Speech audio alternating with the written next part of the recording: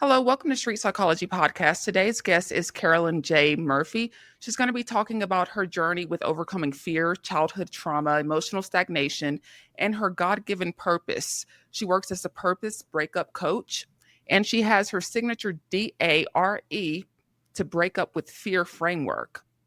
So, Carolyn, do you want to start by telling me a bit more about how you got into this line of work? I am a childhood survivor. The trauma I experienced was, if I can say it, SA, and then later I'll say grape, because I'm not sure just how deep we can go. Okay, so when I say that I experienced rape by a high school classmate, and between the ages of 4 and 6, I was molested by a grown man. So I'm not sure just how deep we can go. We can go deep. We're raw, unfiltered. Most of my childhood is blocked. So that which I do remember, it's scattered. I am the oldest of 6 children. And so when I experienced the molestation, I learned to wear a mask. And the mask was the happy face. I was always the one that everyone came to talk to when it came to my classmates, but I never had anyone to talk to for myself. I was born during a time where children were seen, not heard, and not even able to express my emotions. I experienced therapy, counseling once I got to college. And so once I truly did take it seriously and consistently, that's when I began to look at my spiritual life. So my spiritual journey also began, and it helped me to realize that I was dwelling in fear. And so at that point, I began to practice mindfulness, practice gratitude, and speak my affirmations, which evolved into my journey, which included my book, God, Why Did You Save Me? And so at that point, I just began to decide that I want to be able to tell my story so I can help others, because when you're going through these things, you feel like you're alone. And I had to realize that I was not going through this thing by myself. So your journey, it started with trauma, a lot of trauma Mhm. that you carried alone. Yes, it also included a ton of grief. I'm the oldest of 6 children. 3 are deceased. The first sibling passed from brain cancer when she was 1 and I was 2. And then when I turned 8, I lost 2 siblings in a house fire. So between that time to 8 years old, my prayer was, Lord, just let me die in my sleep every night. And then once the house fire happened, I didn't realize I did this until several people started asking me why I named the book, God, Why Did You Save Me? And I went to the Lord. I'm like, Lord, why? And that's when he told me that it is nothing spiritual. It's a question that I asked him why he saved me out of the fire when that was my opportunity to die. Your opportunity. I thought about dying all the time because that was my prayer, but I didn't know to take my own life. I always heard that's against God. So I just wanted to pray it away. But I later found out on this journey that it's not that we want to die, it's that we want to stop the pain. So, Carolyn, you were 4 when you were first sexually abused. About Around 4 years old. And you had the ages from 4 to 6 where abuse continued. it was neglect that really started it off, being told that you ain't going to be anything. And then later on in high school is when I was raped by a high school classmate. Okay, so Mhm. between 4 years old in your experience, you were emotionally neglected and abused. Yes. And then in high school is when you were raped by a classmate.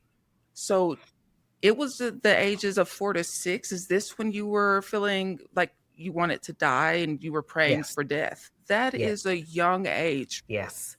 And that's why one of the things that the Lord wanted me to do was start a platform for childhood trauma. Because in my readings and spending time with the Lord, He let me know that the childhood trauma is what causes everything else.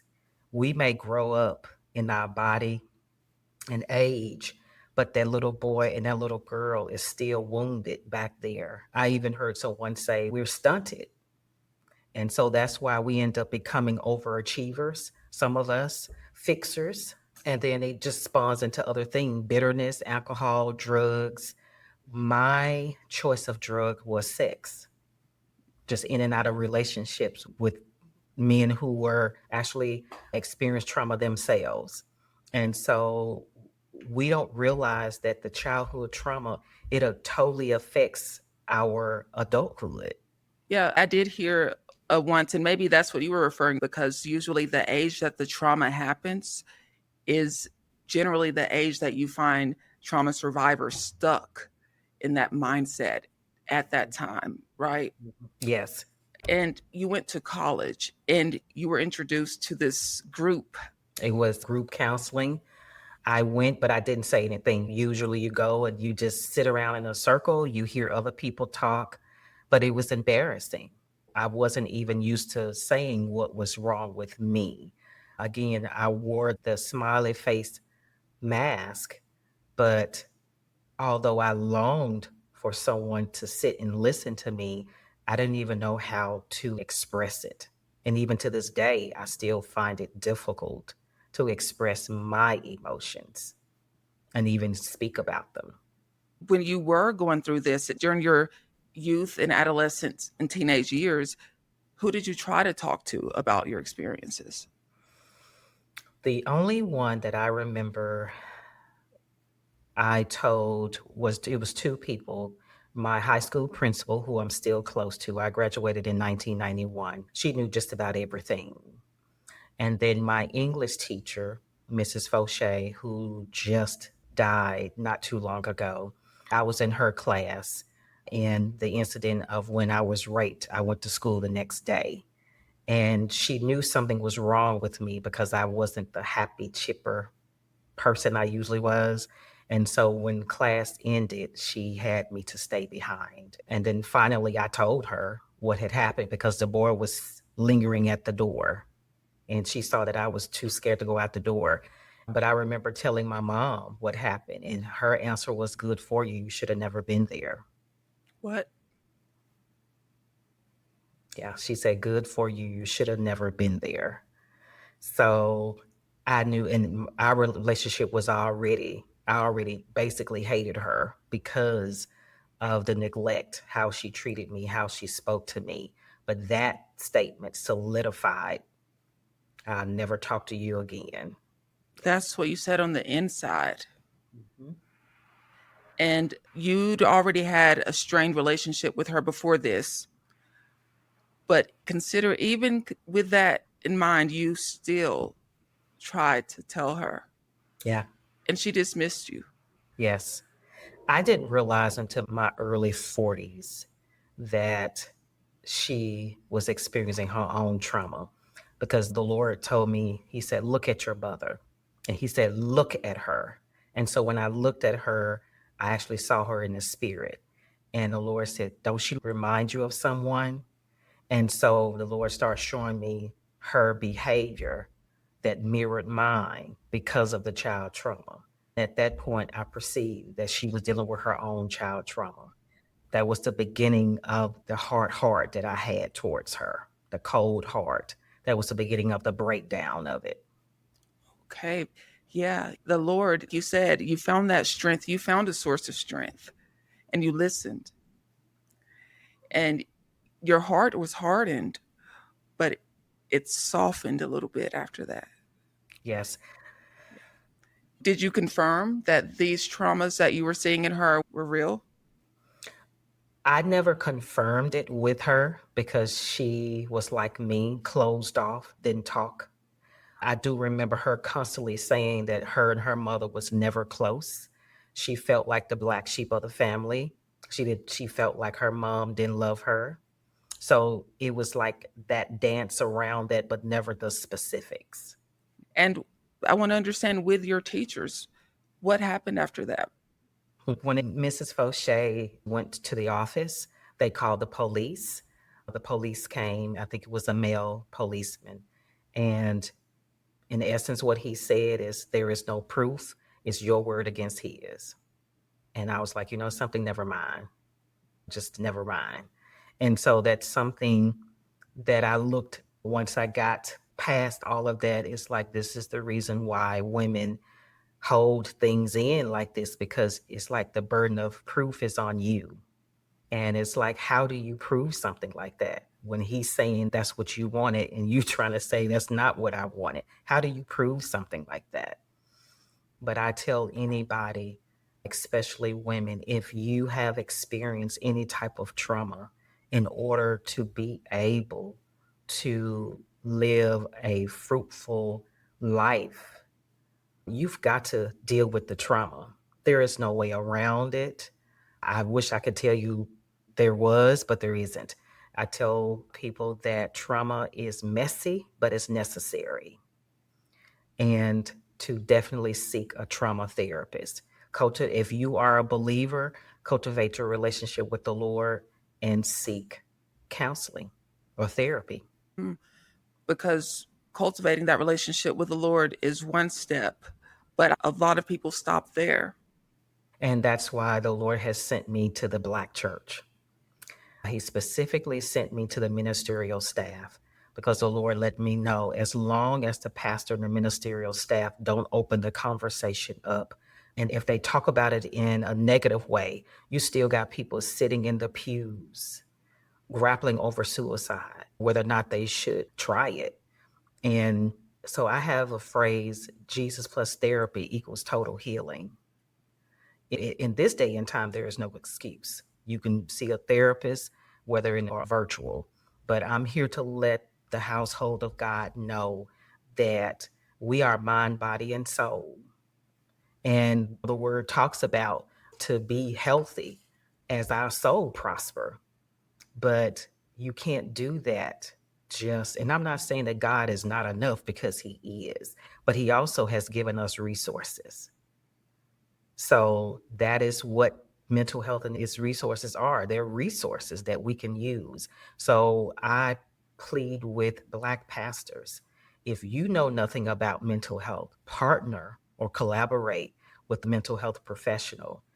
Bring in someone once a week or once a month, or collaborate to the point where you refer people to them, because you can sit in church 7 days a week, but if your mind is not healthy enough to receive what is being preached, you're not going to receive it. How receptive are the pastors that you've talked with so far to that idea? So far, I've come across a number of pastors that have collaborated with mental health professionals, and some of them are actually mental health professionals also. Really grateful with the mental health professionals that I have connected with. They also are men and women of God. So I'm just glad to be a part of that, because again, it's too many of us sitting in the pews looking beautiful and handsome, but we are really needing help. When you found that spiritual group, how did you get into that group? And when did you start to notice the difference and feel hope? Honestly, back then, I didn't take it seriously. I sat in the group, I listened to everyone else. When they did ask, do you want to share? I was like, no, I won't. So when it came to me actually sharing, that didn't happen until early 2023. Really? In 2018, I was experiencing wanting to die because life was just too hard. Life will crush you. Without the mental health recovery and without cultivating your relationship with the Lord, life will crush you. And I've been through such crushing times. But I remember the Lord coming to me in 2018. He said, give me your life. It's time to give me your life. He said, because you've made a mess of it. I couldn't argue with him at all. And I said, okay, God. because the Lord showed me, I would see me in the spirit. You know how in the movies where you're moving in slow motion, but the people are just moving past you in fast speed? That's how it is when you're stuck in trauma. And so the Lord started showing me that the spirit of fear is what He did not give to us. There's the natural fear that keeps us safe, but the spirit of fear, it was keeps us hostage. And so the spirit of fear was handcuffs around my ankles and my wrists. When you've been hurt, we don't realize this, but we box ourselves in and we call it our comfort zone. And I remember the Holy Ghost coming and telling me, He said, though it's a cute little word, it's a prison that you created. And I'm like, wow, okay. And He says, there is no growth when you are imprisoned. So you are bound in your own prison that you created. Found in your own prison that you created. And that has a lot to do with not being heard and not knowing what to do with that fear. So to recognize this is not the natural fear, this is a prison fear that you've created and allowed yourself to live with. And Carolyn, this makes sense to me. And if listeners really take it in, it's going to make sense to them that God is there for you to show you things, to help you heal. But you have to be willing to let those feelings in and also to let them out, right? Take off the mask, take off the smile, be vulnerable with yourself. Yeah. Then you can start to heal. And that's where I'm thinking your dare framework comes in. Yes. Dare, D for decide. You must decide that you're no longer going to allow fear to consume you. A, acknowledge the root. When did this fear hit you? When did this trauma hit you? Was it when you lost someone or someone walked out of your life? How old were you? And again, this is something that you need to, the DARE program, I say do it in conjunction with your therapist. If you don't have a therapist yet, you still need to decide that you're not going to allow fear to consume you. And then R means reframing. If you are a believer, you can actually convert certain scriptures to affirmations and say them consistently. And then E is execute. You can do all these things, but if you don't take one action and move on it, because that's what faith is, you got to start moving. God used to tell me, and He still reminds me now, He said, give me something to work with. You just sitting here hoping and wishing I do something. But if you don't move, showing your faith in me, then I can't move. I'm sitting waiting on you. Yeah. It's teamwork. When you say fear, fear of what exactly? Let's see, I had fear of abandonment, fear of failure, fear of success, fear of the unknown. Although I wanted to die, I was fearful of dying because I didn't know what was beyond that. Fear of the unknown, of trying new things. And again, fear of failure, thinking I was going to fail at it. But I'm still learning and telling myself that there's nothing wrong with failing. That's a part of the success. Mm-hmm. Failing, with failing sometimes comes judgment. People think there could be a fear of being judged for failing, but it's not about the judgers. It's about your journey, right? What you Yes. want for yourself. And it does take that undying faith to move forward despite all odds. And then the thing is, living in the spirit of fear not only keeps you imprisoned, but it also causes you to be separated from people. You don't have good, meaningful relationships. And then ultimately, you don't even have a good relationship with the Lord because He's telling you that you're made in His image. He's telling you that He loves you. But because you dwell in fear, you doubting everything that everyone is saying to you. Is that how you mean you don't really have good relationships? because of that fear, you keep a circle who are also in fear, Yes. living in fear, Yes.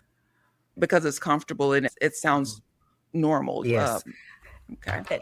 And the thing is also self-sabotage is another part of it.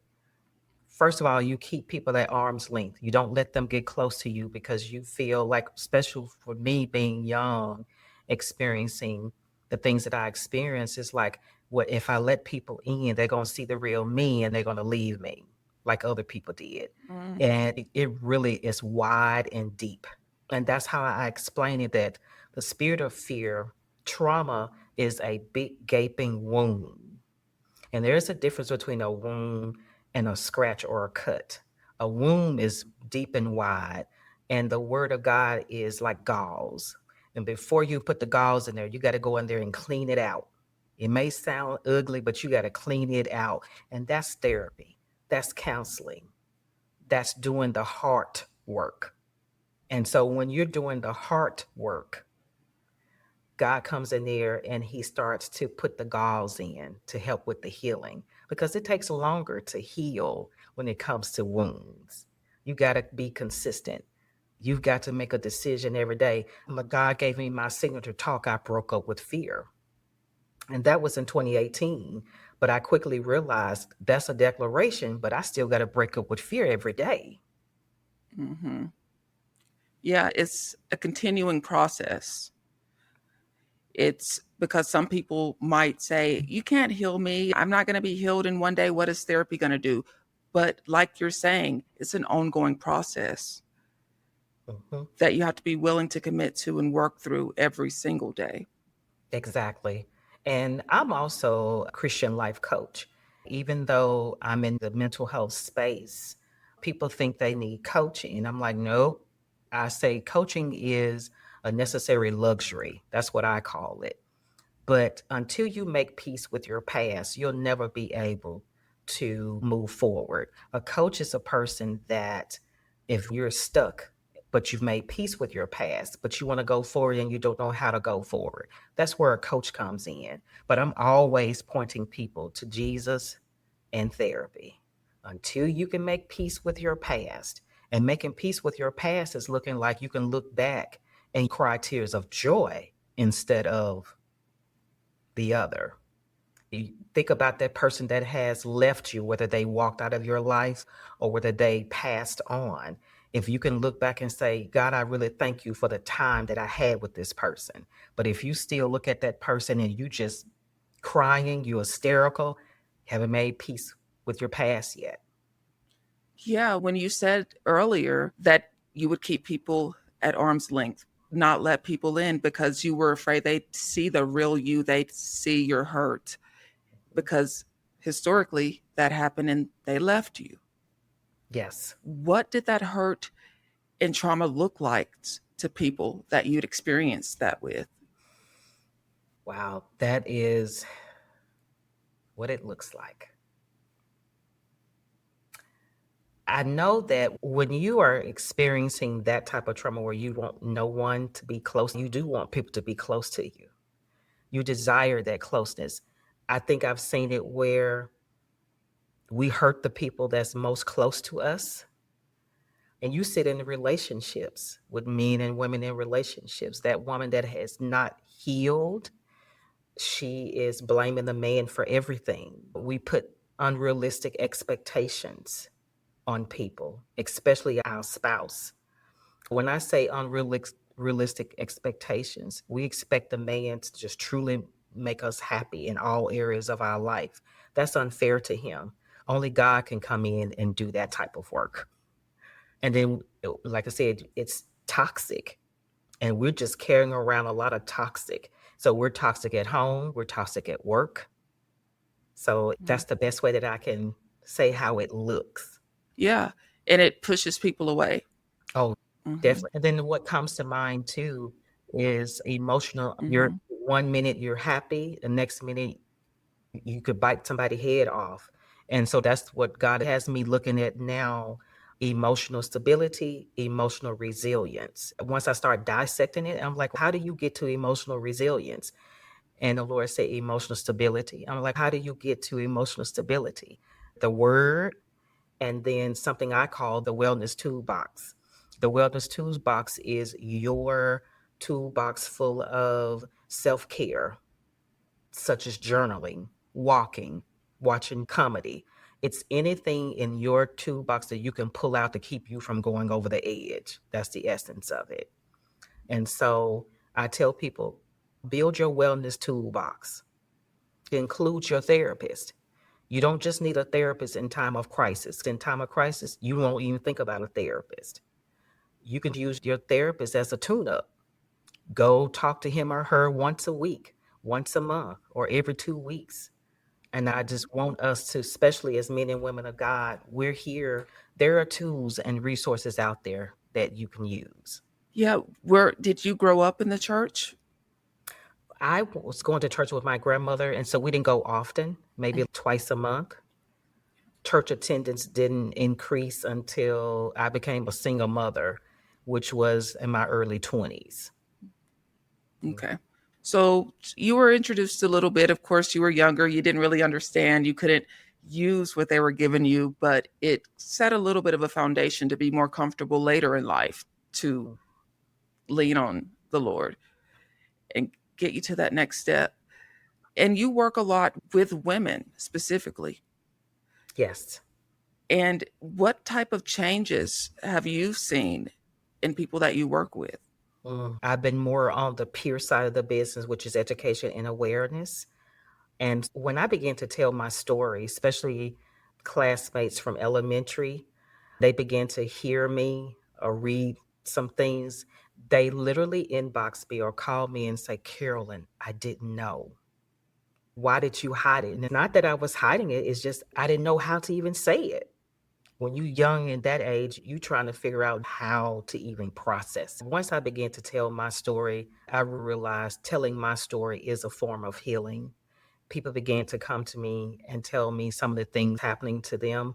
Like I tell them, I'm always pointing them to the Lord and to the mental health resources. They find relief in knowing that someone else has gone through it. I tell them that there is life on the other side of trauma, but you got to do the work. So even your classmates, people who were there with you during that time that you would have never thought cared about your story, what you were going through, they're looking to you for help. It was amazing how they would tell me something and I was like, try this and do this. I remember as a little girl, try this and do this and it will work out. When they come back and say, oh, it worked out, thank you. And then I'll sit there and I'm like, Lord, how is it that I'm able to tell them, but I can't even get my situation? It was baffling to me. That's one of those things where how would you talk to a friend during this moment when you need something and try to talk to yourself that way? But it's so hard. It really is. It's because a lot of times that external validation is what you need, though, like from a therapist, from a pastor, from a trusted person. We need that also from someone we feel like we can trust. Yeah. When it comes to if you deem the strong one, and that's a lot of weight, you might have one or two people you can kind of let your hair down with, but you still don't Mhm. completely open up. And then there's some who don't have anybody to talk to and truly open up. That's why you find people that if you have a warm and inviting spirit, they can come up to you and just spill their whole life. And then when they're done, oh, I feel better. Yeah. That's how you know you need a therapist. That's how you know you need a therapist when you're that person that they're coming to. The other people need a therapist, but Okay. you also need a therapist because what they call it an empath. I've always Yeah. taken people issues in and feelings, and then I carried it. And Mm. as I deepened my relationship with the Lord, He was like, "It's not meant for you to carry. If they tell you this, you bring it to me. I'm the one who can carry it." So I had to learn. It was a long time before I really had to learn that one. Yeah, because it's hard because you've carried so much from your childhood. And when you start to live that kind of life where you're used to carrying it, you're like, just give it to me. I can handle it. Yeah. Yep. And like you said, you're not only just you're not just carrying it for them anymore. You're giving them tools, one being the Lord. So I'm curious about how this works for you. Are the people that you're helping, are they already living in a divine truth? Are they already Christians? Are they wondering how to turn that faith into action? Where are these people in their lives? On the coaching side of it, the women that my target audience is the Christian women, professional women, 40 and older, that have experienced childhood trauma, but they are on their recovery journey. Okay. There are times that in church, we desire a closer relationship with the Lord, but we don't have that. And so that's where the coaching part of it is. They're in transitioning, life transition, and I want to be able to help them break up with fear so that they can be able to move in the direction of the Lord, especially discovering their identity, because a lot of times our identity is wrapped up in the things we've Mm-hmm. achieved and even the people that we're attached to. But what happens when all of that gets stripped away? It's not good. And that's one of the things that the Lord had to show me. He said, if I allow all of this to be stripped away, who are you? And I remember when the Lord came to me in 2018 and asked me that. And I just sat there with an egg on my face. I didn't know. And I remember listening to K-Love, and I kept hearing songs that said, I'm a child of God. And eventually I said, I'm just a child of God. And the Holy Ghost said, good answer, and went away. And Mm. at that point, I began to look at this thing. It's not about titles. It's not about the achievements, because that's one of the things the Lord said. He said, who are you? He said, don't tell me about your children, your degrees, or your certifications. And I, again, just stood there. So that's what I tell people now. If all of that gets stripped away, who are you? And are you willing to let people in? Yeah. Are you willing to let people in? And I think so, your framework with that, because that's what I hear a theme that is deciding, the acknowledgement of what happened, the root, reframe it, rewrite your story in a better way. Don't stay stuck, and then do something about it. Mhm. And what would you have to say to people who don't believe in therapy, who still are listening to you right now and saying, but still, therapy's not for me? That's your decision, and I honor your decision. But I will say this: if you think you don't need therapy, are you happy with where you are now? Have you been able to crack that? There's always a longing there of more or better. Do you have the tools to help you get through what you're going through? If you don't have the tools, if you don't have the strength and the courage to move past where you are now, therapy is calling. But if you want to stay stuck, costing you either way. It's costing you to stay where you are. And I think that cost adds up. It's going to cost you to seek therapy. It's going to cost you your time. It's going to cost you tears. But in the end, it's gratifying because you're being healed with every step you take. It feels like carrying a boulder, and it never goes away. It never goes away. Never goes away. Mhm. And I think it's important to distinguish the difference between healing and healed. It's okay to be healing, right? Because you see a lot of people saying, I'm healed.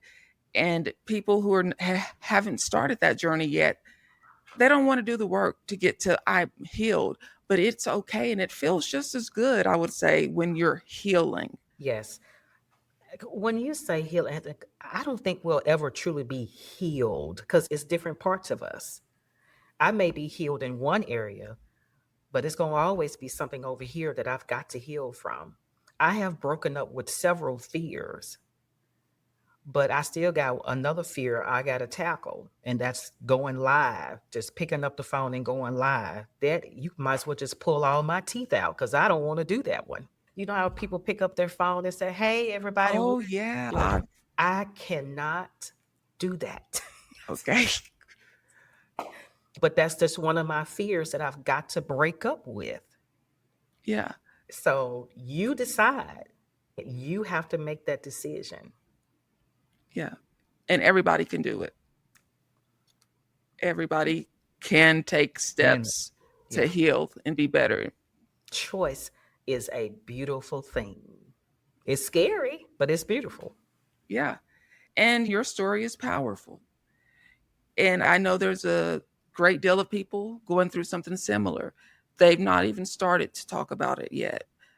They're scared, they're fearful. And what you're doing in your work and what you've done today is help people feel less alone,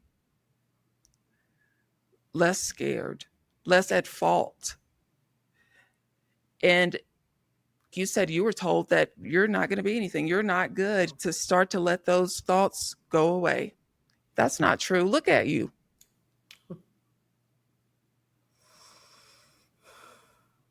You have to discover your why.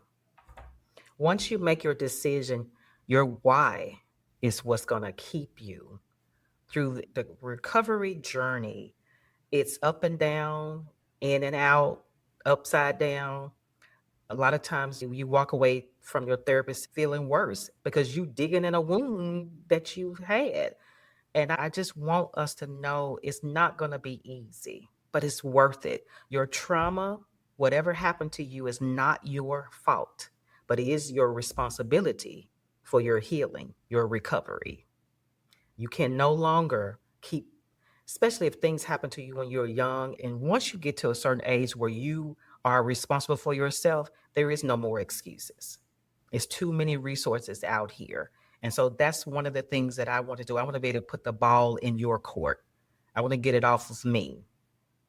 And that's a reason why the Lord commissioned me. You've got to tell your story. And I'm like, why? Because first of all, that's part of your healing.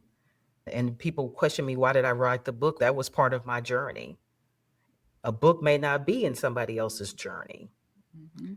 Don't look at somebody else's journey and compare it to yours because their journey is their journey. It's time to get up, dust yourself off, make your decision, find you a therapist. When it comes to us as Black people, we want a therapist that look just like us. That's great, but it's 1% out there. Mm-hmm. Ask the Lord to send you to a therapist that He wants you to go to. And I always say some help is better than no help. Get started. And that was a great wrap up because I always like to ask if there's any final words that you would like the audience to hear. And I will still ask you that. What are any final words that you want the audience to hear? Mm. I think, like I said earlier, that the trauma that happened to you is not your fault, but it is your recovery is your responsibility. Don't let 2025 go out and you still staying. You haven't made a decision to free yourself. Thank you. And with your book, where can we find your book? God, Why Did You Save Me is on Amazon. All right. So we can go to Amazon. Carolyn, I just want to thank you again for being here, for sharing your story, for opening up, and for helping people every single day. It is my honor. Thank you. It All right. really is. Thank you so much and have a good rest of your day. Thank you, you too.